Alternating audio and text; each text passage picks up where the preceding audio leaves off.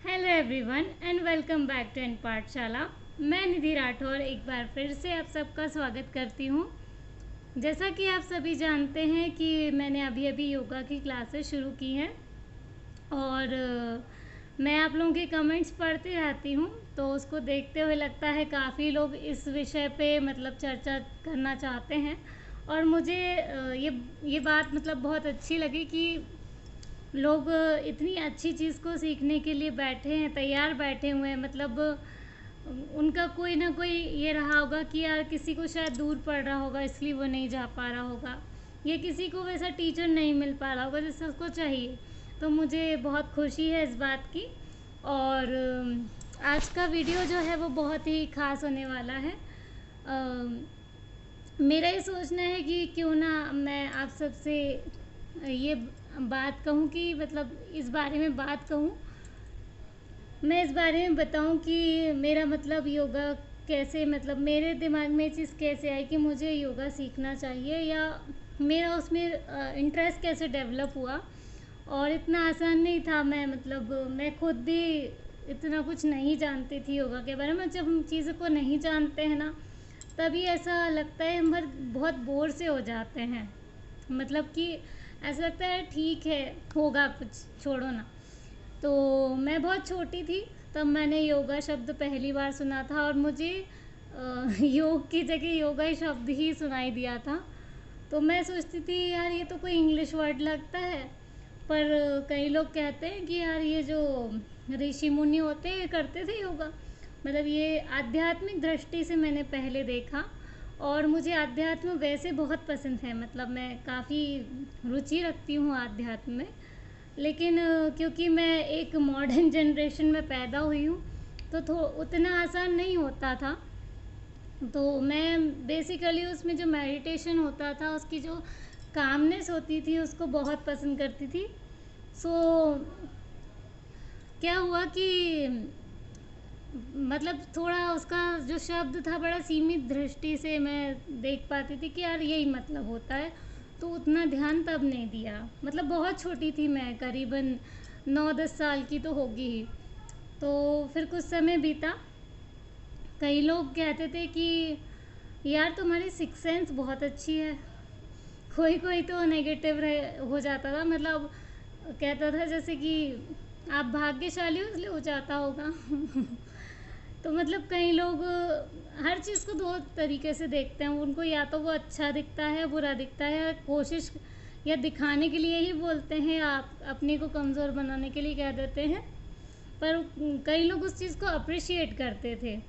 और मुझे लगता है लक एक ऑब्जर्वेशन होती है। मतलब लक अच्छा बुरा नहीं होता है। और लोग ऐसा क्यों कहते हैं कि मैं ही लकी हूँ। मैं मतलब मेरा ये सोचना है कि सभी लकी होते हैं, सबको भगवान ने बराबर बनाया है। और फिर ऐसे ही करते करते थोड़ा समय बीता। आज से करीबन 2011 या 12 की बात है। अब ये सिक्स सेंस का अनुभव जो था वो उससे थोड़ा और ऊपर जाने वाला था। मतलब हुआ ये कि मुझे कुछ ड्रीम्स आते थे जो सच हो जाते थे। कहने का मतलब है कि मैं उनको पहले ही देख लेती थी जो मेरे साथ होता था। तो ये चीज़ मेरे साथ हो रही थी, इसने मुझे बहुत क्यूरियस कर दिया। मतलब मैंने ये अनुभव आज से पहले कभी नहीं देखा मेरी लाइफ में कि ऐसा भी होता होगा क्या। मतलब हम कुछ देख लें और वो सच हो जाए। मतलब जैसे कई लोग कहते हैं ना, अरे सपना था तो कैसे सच हो गया, ये तो नहीं हो सकता। तो मतलब कई लोग इस तरीके से, जनरली नॉर्मल लोगों को इतना ही पता होता है कि सपना टूट जाता है, इतना ही पता होता है। तो इस तरह के कुछ अनुभव हुए मेरे साथ, और मैं ये जानना चाहती थी कि ये जो हो रहा है वो कैसे हो रहा है। क्योंकि मैं जब किसी से पूछती वो फिर कह देते कि ये तुम भाग्यशाली हो। तो फिर मैंने सोचा कि इस चीज़ को मैं खोजती हूँ। मतलब कोई तो तरीका होगा जिससे ही पता चल जाएगा। तो मेरे पास मेरा कंप्यूटर होता था, मेरे टेबल पे रखा रहता था।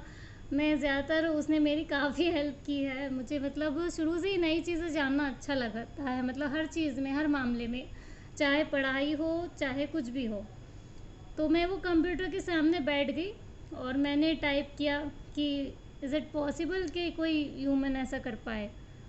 तो उसमें बहुत ही लिखा तो था कि पॉसिबल है, पर उसका जो एक्सप्लेनेशन था, फर्स्ट ऑफ ऑल वो हमारी भारतीय संस्कृति मतलब जिस तरीके से उसको एक्सप्लेन करती है उस वे में नहीं था। मतलब कि उसके जो एक एक शब्द थे वो बहुत ज़्यादा बायोलॉजिकल टर्म थी उसमें। उसमें लिखा होता है सबकॉन्शियस माइंड। मैंने कहा ऐसा भी कुछ होता है? तो फिर मैंने कहा यार, मेरी एक तरफ पढ़ाई चल रही है और एक तरफ ये चीज़ चल रही है, मुझे इसके लिए तो शायद पूरा ग्रेजुएशन करना पड़ेगा, तब मुझे समझ आएगा। मैंने फिर उस टॉपिक को स्किप कर दिया। मैंने कहा लेट इट बी, ठीक है, कोई दिक्कत नहीं है। और किसी किसी से बांटा भी करती थी। कभी कभी लगता था कि ऐसा ना हो कुछ बुरा देखूं तो वो भी सच हो जाए।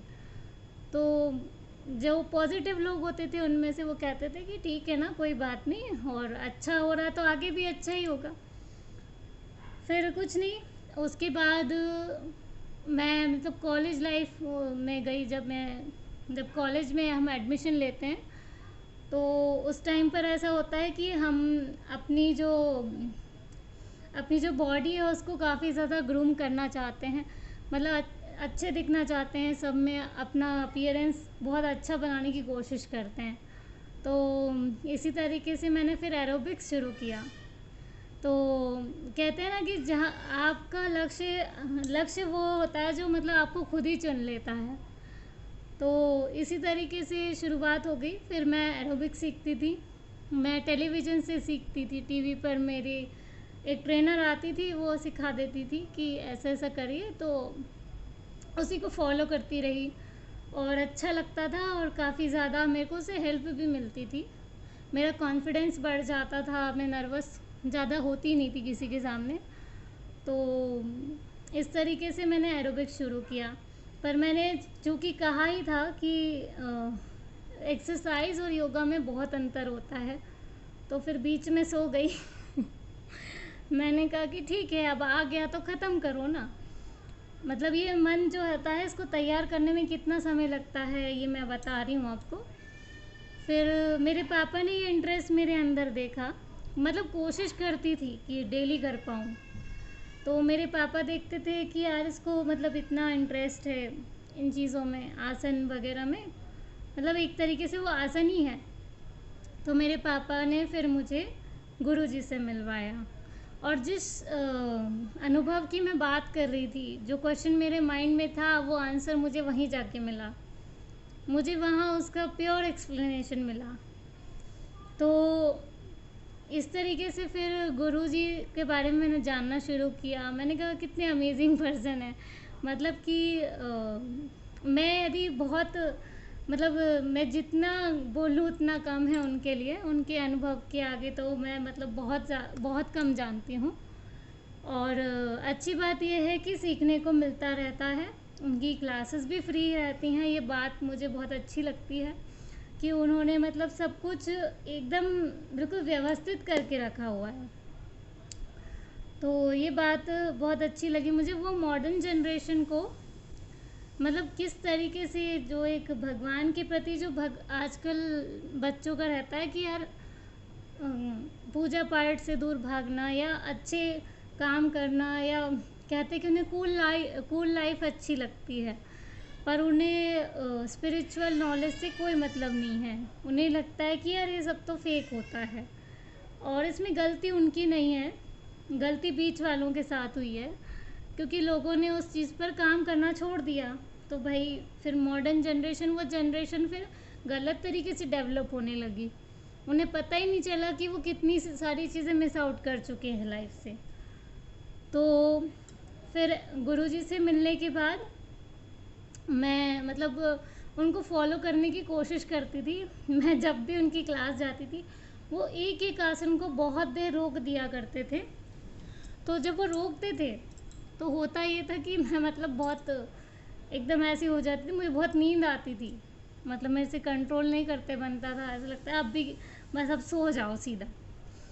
तो पर धीरे धीरे वो जब हम उसको मतलब करने की कोशिश करने लगते हैं ना, तो हमारा मन अपने आप रेडी हो जाता है। वो कहते हैं जिस दिन आसन बनाने का मन ना करे उस दिन दो और बनाओ। तो मतलब ये मन है हमारा, मन क्या करता है, हमेशा जो चीज़ हम हासिल करना चाहेंगे वो हमको पीछे खींचने की कोशिश करेगा। तो फिर उसके बाद इसी तरीके से मैं मतलब कोशिश करती रहती थी, पर पूरी सक्सीड नहीं हो पाती थी और कई चीज़ों में फेल भी हो जाती थी। जैसे मेरे पैर बहुत मतलब ऐसे कड़क थे, मेरे पैर बहुत, मतलब ये पैर होते हैं ना हमारे, ये बहुत बहुत हार्ड थे मेरे। मतलब अभी तो आपने वीडियो में देखा होगा कि मैंने अपना पैर का अंगूठा बिल्कुल यहाँ लगा लिया है, तो ये बहुत प्रयास के बाद हुआ है। तो फिर उसी बीच मेरी एक जो मैम हैं जिन्होंने मुझे डिप्लोमा कराया था, उनसे मेरी मुलाकात होती है और वो बहुत ही अच्छी लेडी हैं, बहुत, उन्हें भी काफ़ी एक्सपीरियंस है चीज़ों का। तो बस फ़र्क ये है कि गुरुजी से मुझे उस चीज़ को स्पिरिचुअली कैसे कनेक्ट करें और आध्यात्म को मतलब आध्यात्म को इंटरेस्ट के साथ कैसे आप जान सकते हैं, ये सीखा। और ये सबसे ज़्यादा ज़रूरी था। जैसे मैंने कहा था कि योग मैंने वैसे देखा तो सही था कि आध्यात्म पहले है, वो मतलब पहले आध्यात्म है, उसके बाद फिर विज्ञान की बात होती है उसमें। तो उन्होंने मुझे सिखाया कि उस चीज़ से भागो मत, ये कोई बुरी चीज़ नहीं है, मतलब तुम आध्यात्म से जुड़कर गलत तो कर नहीं रहे हो। उसके बाद फिर जब मैं अपनी मैम से मिली तो उनकी क्लासेस में मुझे जाना पड़ता था क्योंकि एग्ज़ाम का मामला था। तो फिर कहते हैं ना, जब जान पे अटकती है तो फिर जाता ही है इंसान।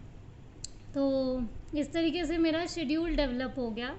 और ऐसा नहीं है, मतलब शेड्यूल डेवलप इस तरीके से नहीं कि यार मुझे भागते दौड़ते जाना है, मतलब वो कई बातें हमको बताती थी कि उस चीज़ का यहाँ महत्व है, इस पर्टिकुलर शब्द का यहाँ इस्तेमाल होना है, आपको सांस लेके ही आसन बनाना है। मतलब ये सब मैं विदाउट किसी को फॉलो किए बिना ये नहीं कर पाती।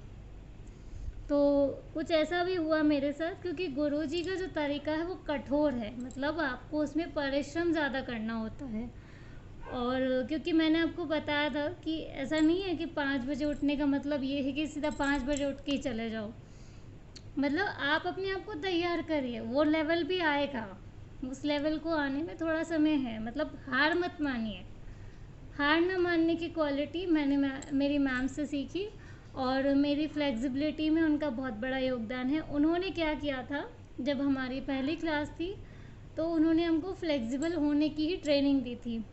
मतलब पर्टिकुलरली वो क्लास नहीं लेती थी, वो ये करती थी जो उनके पास जो भी आ रहा है सीखने के लिए, तो वो ये बताती थी कि जो तुम्हारे शरीर को तुमने इतना सुला के रखा है इतने दिन से, इसको पहले इसकी वो करनी पड़ेगी, तैयारी करनी पड़ेगी तुम्हें। और तो वो ऐसे ही थोड़ा बहुत आसन वगैरह बताया करती थी। वो बेसिकली क्या करती थी, जो मॉडर्न तरीका होता है योगा का, उसको और हमारे गुरुजी के तरीके का वो मिक्स है। तो और प्रेयर भी कराती थी बाकायदा, एट लास्ट वो कराती थी, शुरू से नहीं कराती थी। मतलब पूरा प्रेयर आखिरी में होती थी उनकी, वो एक बहुत ही छोटा सा मंत्र कहती थी। तो अच्छा लगता था, मतलब उनसे काफ़ी कुछ सीखने को मिला। और फिर धीरे धीरे फिर मेरा जब इंटरेस्ट डेवलप हुआ, मतलब मुझे अच्छा लगने लगा, मैं काफ़ी ज़्यादा चीज़ें जानने लगी और सबकॉन्शियस माइंड की डेफिनेशन मुझे इजीली मिल गई। क्योंकि जब हमारे यहाँ गुरुजी मेडिटेशन कराते थे, वही चीज़ अब मैं खुद से कर रही होती थी। मतलब पहले नेचुरल हो रही थी और अब मैं वो खुद कर सकती हूँ। मतलब कि ये बात कितनी ज़्यादा डीपर है। पहले उसका अर्थ कुछ और था कि चलो होगा कुछ, उसके बाद जब हमने उसको सीख लिया, हमने उसको जान लिया, तो हमें पता चला कि क्यों हो रहा है और क्यों होना चाहिए। ये भी एक पॉइंट है। लोग सोचते कि सबकॉन्शियस माइंड तो कोई वो है कि क्या कहते हैं, जादूगर टाइप मतलब जादू कहते हैं लोग उसको, पर ये जादू वादू कुछ नहीं होता है। जादू विज्ञान का होता है, विज्ञान ही इस दुनिया का सबसे बड़ा जादू है। तो मैं जब आपको सिखाऊंगी इस बारे में तो आपको और अच्छे से समझ में आएगा। तो आई होप आप लोगों को अच्छा लगा होगा मेरा ये वीडियो। तो आप इस वीडियो के बारे में क्या सोचते हैं, या मतलब आप योगा को किस ऑब्जर्वेशन से अभी देख पा रहे हैं, आप कौन सी टॉपिक है जो जानना चाहते हैं, और या कोई आपके पर्सनल अनुभव हैं तो वो आप मुझे कमेंट कर कर पूछ सकते हैं। धन्यवाद।